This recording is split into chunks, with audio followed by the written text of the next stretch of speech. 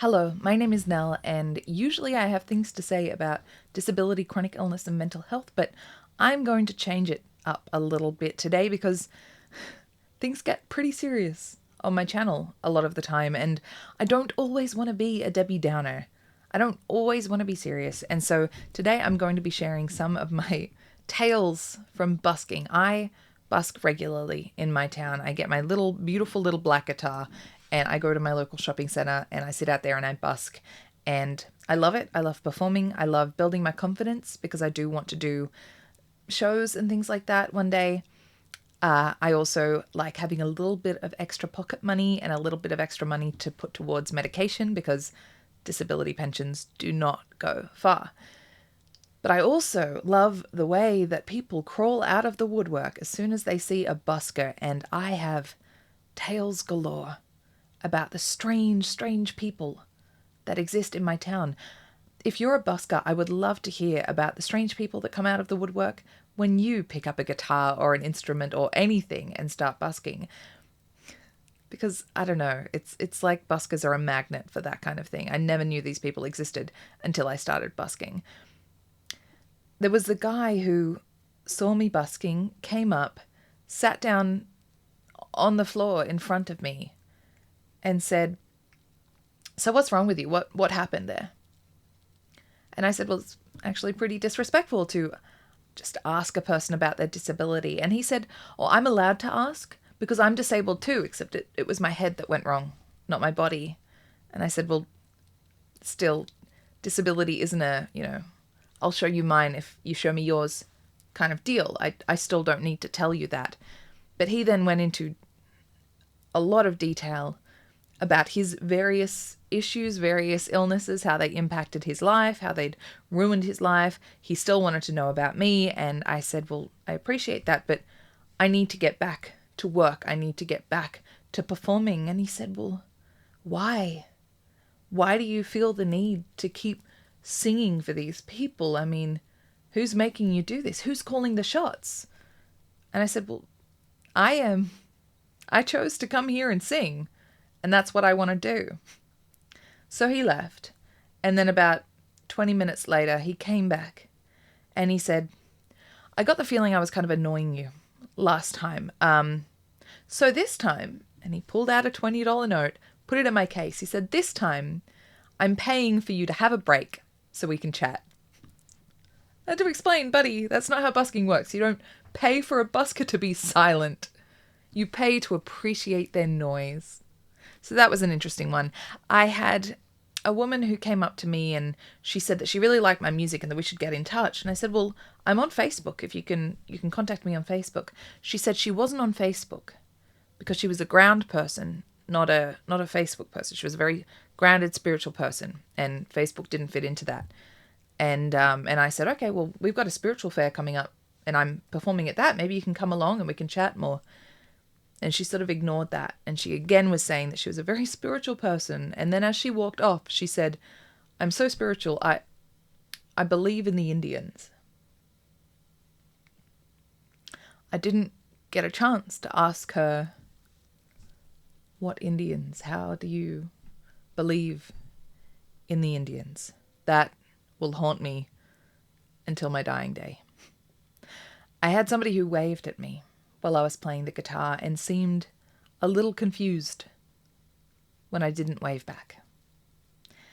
I had this old guy, who heard me singing a very, very sad and melancholy folk song and started doing a very upbeat, merry jig. I had a man who heard me singing my slow, feminine folk songs and yelled at me that I should be playing Aerosmith. Not really what I'm going for. There was a guy who came up and gave me $5. I said, "Thank you." And then he immediately said, "Why are you in the chair?" I had to explain to him why that's just not. You just don't, no, you just don't do that. I had a guy who didn't have any cash, so he put a bottle of premium Japanese beer in my case. I tried to drink it. I don't like beer. It tasted like any other beer I've ever had. The other day I had two people who didn't know where to put the money, even though there's a big case next to me full of coins. One of the guys, he held the money and he said to me while I was performing, "Hey love, where do I chuck this?" And I'm like nodding my head down towards the case. He didn't get it. Love, just this stuff. Where do I? So I just stopped singing and say, "Oh, in the case." And he looked at it. "Oh, there we go. Yeah, yeah." And the other guy just had his money and he was waving it. Where do I? Where? Had to nod. I've never come across that ever. In like 8 months of busking, people not knowing where to put the money. Oh gosh, I'm also reading from a list because there are so many. Oh yes, there was a sweet girl who during the summer holidays she would come and hang out with me. She would just sit with me while I busked. And one day at the end of my session, she handed me a drawing. I'm gonna pop it up. My very first piece of fan art. She even drew my tattoo and my boots. It was so sweet. There was a guy who heard me singing Scarborough Fair and he just sang along, and then he went up to his wife and they started talking, this old guy, and they came and gave me $10 for singing Scarborough Fair. Oh, beautiful. There was a teenage boy who was there with a bunch of his other friends and they were walking past and he said, "Hold up, boys." And he gave me some coins. That was very sweet. I liked that. There was another teenage boy on that afternoon, and as he walked past, he looked at me and he went, "Sup? Honey, I am twice your age." I'm not even joking. I am twice your age. There was an old guy who said, "Do you have a CD out, love?" I said, "No, not yet." He said, "Well, when you do, I'll buy it and I'll come here and I'll have you sign it." It's very sweet. There was a guy who, when I was performing up closer to an ATM, he got out $20 and he put the $20 in my case. And I said, "Are you sure?" And he said, "You're worth it." It's very sweet. And one of the sweetest was, there was this lady with her two kids, and one of them was a little boy, probably 4 or 5. And he walked past and he was just looking at me, this beautiful little red-headed boy. And he said, "I really like your songs."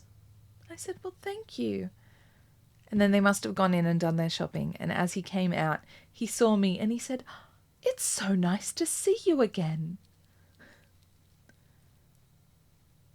The strange people make it interesting and the lovely people make it worth it. I love busking. I love busking. Even if I get the confidence and the opportunity to do proper gigs, I will probably always want to keep busking.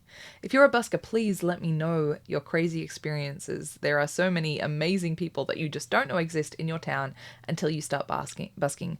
Let me know. That is all for this one. Thank you so much for watching. Bless.